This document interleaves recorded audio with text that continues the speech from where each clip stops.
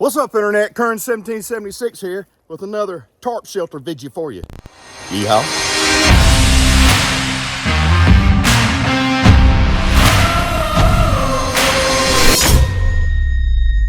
Today I'm going to show you how to build an Adirondack style shelter system. This one here happens to have a porch on it, front porch hanging off the front right there. You don't have to have that, but I figured I'd show you how to do that as well.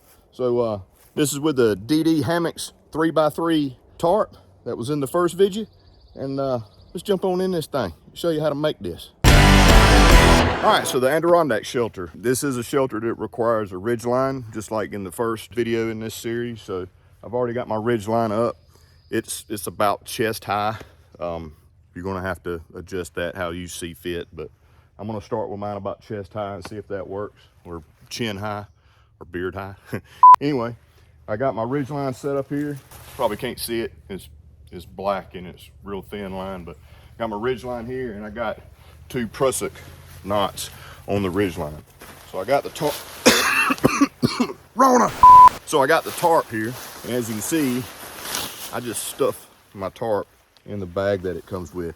I don't like folding my tarps up because I feel like over time, folding them neatly over and over and over again in the same spot prematurely wears out those fold areas. But that's my opinion. I think over time, that's an issue. So to me, randomly stuffing it into the stuff sack, yes, it's got wrinkles in it and stuff like that, but who cares? It's a shelter, it works, and I think it makes the shelter last a little bit longer by not prematurely wearing out areas from folding. Anyhow, let's get this shelter put up, shall we?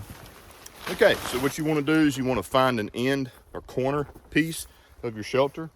And again, this one has 19 tie out, so you got your corner tie out, another tie out, another tie out, and etc. all the way down to the corner. So what we're going to do is we're going to take our corner here, and as you can see, I've got some pre-made guy lines already attached to this. We're not going to use this one, but I keep mine attached. You can do the same if you like. So we're going to throw our corner over like so. All right, so again, I've got my corner loop, I got my next loop, and I've got my next loop. So I'm going to go to this loop right here, and I'm going to take a toggle that I just made out of a piece of green little limb off of a little tree here. I'm going to run the toggle through the loop, and that toggle through my prusik knot, where the prusik is on the webbing, not on the toggle. All the toggle is doing is giving it a secure place to lay. There's not a whole lot of pressure going on your toggle. I'm going to do the same thing to the same loop on the other side to create a triangle over the ridge line. Toggle.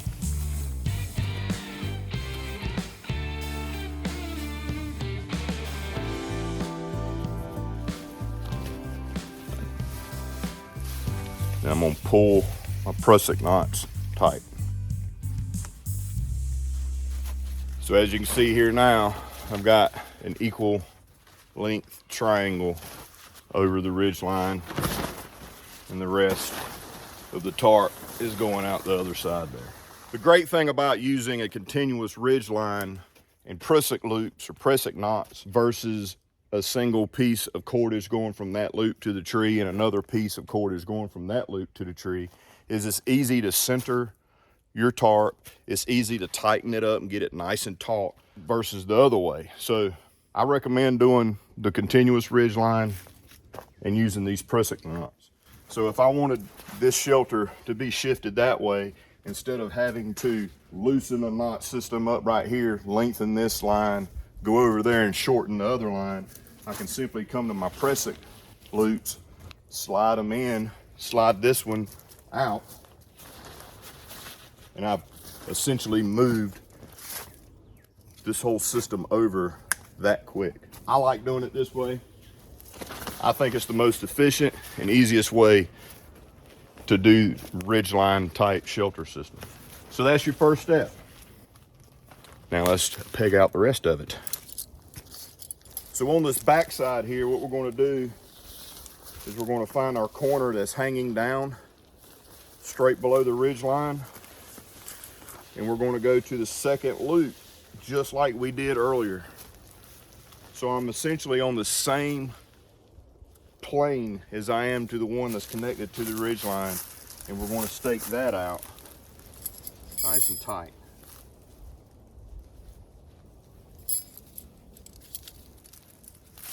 And do the same on the other side.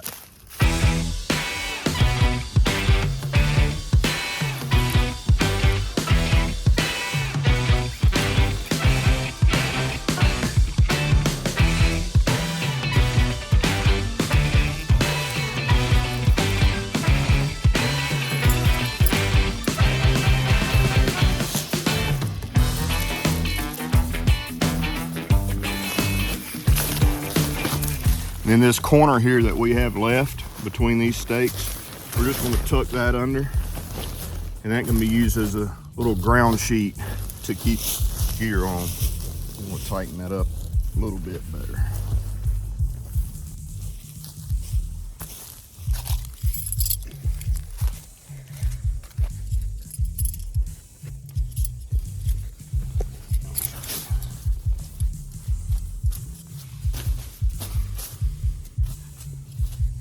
Now back here on the front, this is the corner that's hanging straight down from the top of the ridge line.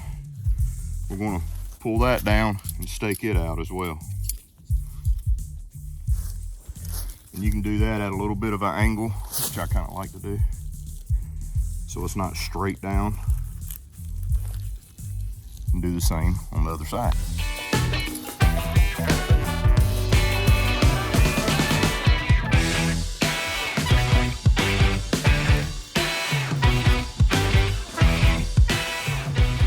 So there's your basic Adirondack style shelter shape there. And what you can do if there's a tree out in front of you, which there's not for me, you can tie this out to a tree with some cordage and have essentially a little roof area, porch area, or you can just run it out to the ground at a slant like that, or simply just toss it over the back there and not have a porch area, but you still have basically a lean-to covering here with a ground sheet. You can throw your pack, you can sit there, whatever, to keep off the ground. Or of course, if you do have a trekking pole, or you want to find a stick in the woods, you can always put you a stick here, run a guy line to a peg in the ground, and you have a nice shelter above you as well. So that is the Adirondack Shelter with the DD 3x3 tarp, with and without a porch. Great shelter, does pretty good with keeping you out of the elements. It is quite open, so in the aspect of being able to see your surroundings, that's a good thing. You are able to have a little bit of a ground sheet here to set gear on, which is a plus. It does a pretty good job of withstanding wind and a decent amount of rain, but it is quite open. It does shed well off the back. It's a great shelter system. Its drawbacks are in heavy weather situations, it could be a little bit cumbersome and you could get a little bit wet, but does a great job when you're not in a wet situation with heavy rains or anything. It does a really good job of reflecting heat. If you have a fire out in front of you, it does a real good job of radiating heat back and really heating the space up under the shelter. That's a plus for this. Just a really quick and easy way to have shelter with a ridgeline if you have trees available. Another drawback of this particular type of shelter is you don't really have standing room, but no big deal. Plenty of room to lay, plenty of room to get your gear out of the elements, and quick and fun, easy shelter to put up. And another thing that you can do if you want to get a little bit more headroom in here while sitting, be able to tuck in a little bit further, is the tie point here. You can tie cordage to this and tie it to a tree and pull this out. Gives you a little bit more room in here if you're sitting down or sitting on the ground cover here, to kind of be able to back up a little bit more into the shelter. So as always, I appreciate you guys watching. Be sure to like and comment down below, share with your friends, be sure to subscribe and hit the bell icon so you'll be notified when I post more videos, especially more videos in this series showing how to make different types of tarp shelters.